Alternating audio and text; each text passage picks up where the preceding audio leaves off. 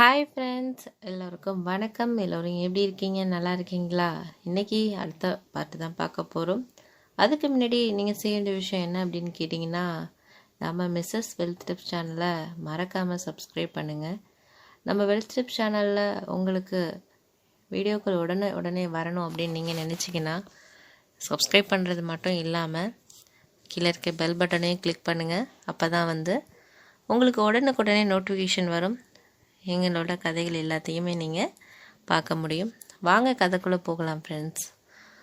எனக்கு அவங்க என்னோட காதலை ஏற்க மறுத்ததுலேருந்து எனக்கு கொஞ்சம் கஷ்டமாக இருந்தாலும் பரவாயில்ல, அவங்களோட குடும்ப சூழ்நிலைக்காக நாங்கள் நல்ல நண்பர்களாக தான் இருந்தோம். ஒரு 3 மாதம் கழித்து ஒரு விஷயம் நடந்துச்சு அவங்க வாழ்க்கையில். என்ன அப்படின்னா, இது மாதிரி திடீர்னு அவங்க கல்யாண ஏற்பாடு வீட்டில் நடக்குது அப்படின்னு சொல்லிட்டு அவங்க ஃப்ரெண்டுக்கிட்ட ஆஃபீஸில் சொல்லிகிட்டு இருந்தாங்க. எனக்கு ஒன்றுமே புரியல, என்னடா இது, நல்ல நண்பர்களாக இருப்போம், நம்ம அதுக்கப்புறம் அவங்கக்கிட்ட பேசி கல்யாணம் பண்ணிக்கலாம் அப்படின்னு நினச்சா அதுக்குள்ளே திருமணங்கிறாங்களே அப்படின்னு சொல்லிட்டு எனக்கு அவங்கக்கிட்ட அதை கேட்டே ஆகணுங்கிறது ஒரு விஷயம் தோணுச்சு.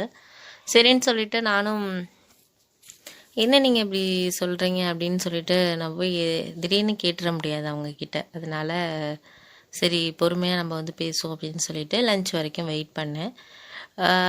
உங்ககிட்ட கொஞ்சம் பேசணும் அப்படின்னு சொல்லிட்டு சொன்னேன். அதுக்கு அவங்க உடனே, எனக்கே மனசு சரியில்லை, அதனால் கொஞ்சம் அப்புறமேல நான் பேசுகிறேன் அப்படின்னு சொன்னாங்க. நான் ஒரு 10 மினிட்ஸ் உங்ககிட்ட பேசினா போதும், ப்ளீஸ் எனக்காக வரீங்களா அப்படின்னு சொல்லி கூப்பிட்டேன். அதுக்கு அவங்க ஈவினிங் பேசிக்கலாமா அப்படின்னு சொல்லிட்டு சொன்னாங்க. சரி ஓகே அப்படின்னு சொல்லிட்டு ஈவினிங் மறக்காமல் நான் வெயிட் பண்ணுவேன், நீங்கள் வாங்க அப்படின்னு சொல்லி சொன்னேன். சரின்ட்டு அதே மாதிரியே அவங்களும் ஈவினிங் ஆஃபீஸ் முடிஞ்சதுக்கப்புறம் வந்தாங்க. நான் வெளில வெயிட் பண்ணிகிட்டு இருந்தேன். பக்கத்துலேயே ஒரு சின்னதாக ஒரு ஜூஸ் கடை இருந்துச்சு. அந்த கடைக்கு போனோம். போனதுக்கப்புறம் அமைதியாகவே இருந்தாங்க. என்ன சாப்பிட்றீங்க என்னன்னு கேட்டதுக்கு, எனக்கு மனசு சரியில்லைங்க அப்படின்னே சொன்னாங்க. நான் உடனே கேட்டேன், என்ன இதையே சொல்லிட்டுருங்க, எதாக இருந்தாலும் என்கிட்ட சொல்லுங்கள் அப்படின்னு சொல்லிட்டு நான் சொன்னேன். அதுக்கு அவங்க ஒரு மாதிரி கஷ்டமாக இருந்த மாதிரி சொன்னாங்க. ஒன்றும் இல்லைங்க, எங்கள் ரிலேட்டிவ்லேயே ஒரு மாப்பிள்ளை அவங்களே எல்லாம் செய்கிறோம் பண்ணுறோம், உங்கள் பொண்ணை எங்களுக்கு கொடுத்தா போதும் அப்படிங்கிற மாதிரி சொல்லியிருக்காங்க. அதனால அப்பாவும் சரி அப்படின்னு சொல்லிட்டு நிச்சயம் பண்ணுறதுக்காக ரெடி பண்ணுறாங்க. எனக்கு அந்த கல்யாணம் பிடிக்கல அப்படின்னு சொல்லிட்டு சொன்னாங்க. ஏன் பிடிக்கல? அதான் அந்த மாப்பிள்ளை எல்லாமே செய்கிறேன்னு சொல்கிறாங்க. நீங்களும் அதை தானே அன்றைக்கி சொன்னீங்க, ஃபேமிலி ப்ராப்ளமாக இருக்குது, அதனால் நான் இப்போதைக்கு காதல்லாம் எனக்கு வேண்டாம் அப்படின்லாம் சொல்லிட்டு கூட நீங்கள் சொன்னீங்க. இப்போ என்ன உங்களுக்கு ப்ராப்ளம்? அதான் அவங்க தான் உங்கள் ஃபேமிலியை பார்த்துக்கிறேங்கிறாங்க, உங்களையும் பார்த்துக்கிறேங்கிறாங்க. அந்த மாதிரி ஒருத்தர் வரப்போ நீங்கள் ஏற்றுக்க வேண்டியது தானே. எல்லாருக்கும் இந்த மாதிரி ஒரு லைஃப் அமையாதில்ல அப்படின்னு சொல்லி சொன்னேன். அதுக்கு ஒரு மாதிரி அமைதியாகவே இருந்தாங்க. அதுக்கு சொன்னாங்க, நீயே அப்படி சொல்கிறது அப்படின்னு சொல்லிட்டு என்கிட்ட கேட்டாங்க. ஆமாங்க, நான் தான் சொல்கிறேன், நீங்கள் என்னோடய காதலை ஏற்றுக்கல. நானும் உங்ககிட்ட இப்போ கிட்டத்தட்ட 8 மாதமாக நான் உங்களை லவ் பண்ணுறேன்னு உங்களுக்கு தெரியும். நீங்கள் அன்றைக்கி என்ன சொன்னீங்க, ஃபேமிலி ப்ராப்ளமாக இருக்குது, எனக்கு லவ்வெல்லாம் வேணாம் அப்படிங்கிற மாதிரி சொன்னீங்க. அதனால தான் நானும் உங்களை தொந்தரவு பண்ணலை. எனக்கு உங்களை திருமணம் பண்ணிக்கணும்னு ஒரு ஆசை இருந்துச்சு. அதனால் நான் உங்ககிட்ட நான் ரொம்ப நாள் கஷ்டமாக தான் இருந்துச்சு. இருந்தாலும் நான் உங்ககிட்ட சொன்னேன். நீங்கள் எனக்கு சொன்ன விஷயங்கள் எனக்கு நீங்கள் சொல்கிறது நான் அக்செப்ட் பண்ணுற மாதிரி தான் இருந்துச்சு. இருந்தாலும் இப்போயும் நான் உங்களை லவ் பண்ணிக்கிட்டு தான் இருக்கேன் அப்படிங்கிற மாதிரி தான் நான் உங்ககிட்ட சொன்னேன். அதுக்கு உடனே அவங்க என்ன சொன்னாங்கன்னா, நான் ஒருத்தரை லவ் பண்ணுறேன், அதனால் எனக்கு இந்த கல்யாணம் வேணாம், எனக்கு எங்கள் வீட்டில் சொல்ல முடியல அப்படிங்கிற மாதிரி சொன்னாங்க. உண்மையாவா? யார் அப்படின்னு சொல்லி கேட்டேன். அதுக்கு அவங்க ஒருத்தர் லவ் பண்ணுறேன், நம்ம ஆஃபீஸ் தான் அவர் அப்படின்னு சொல்லி சொன்னாங்க. நம்ம ஆஃபீஸா?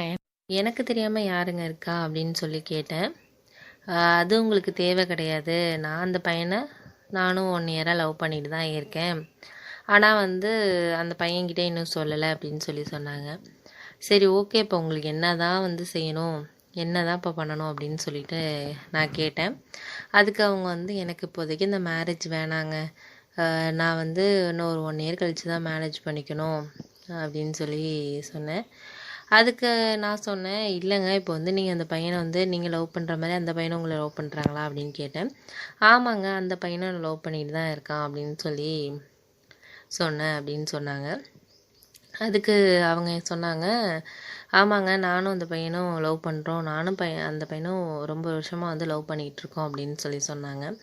எனக்கு ரொம்ப மனசு கஷ்டமாக இருக்குது. அப்போ நான் வந்து அன்றைக்கி சொன்னதுக்கு நீங்கள் அதனால தான் வந்து என் லவ்வை அக்செப்ட் பண்ணலையா அப்படின்னு சொல்லி கேட்டேன். அதுக்கு சொன்னேன், இப்போ கூட அந்த பையன்கிட்ட தாங்க லவ் பண்ணுறேன்னு சொல்லிக்கிட்டு இருக்கேன் அப்படின்னு சொல்லி சொன்னாங்க. எனக்கு கொஞ்சம் நேரம் வந்து ஒன்றுமே புரியல. அவங்க என்னகிட்ட தான் பேசுகிறாங்களா இல்லை என்னன்னு எனக்கு ஒன்றுமே புரியாத மாதிரி ஒரு குழப்பமாகவே இருந்துச்சு. உடனே சரி என்ன சொல்கிறீங்க, எதாக இருந்தாலும் சொல்லுங்கள் அப்படின்னு சொல்லி சொன்னேன்.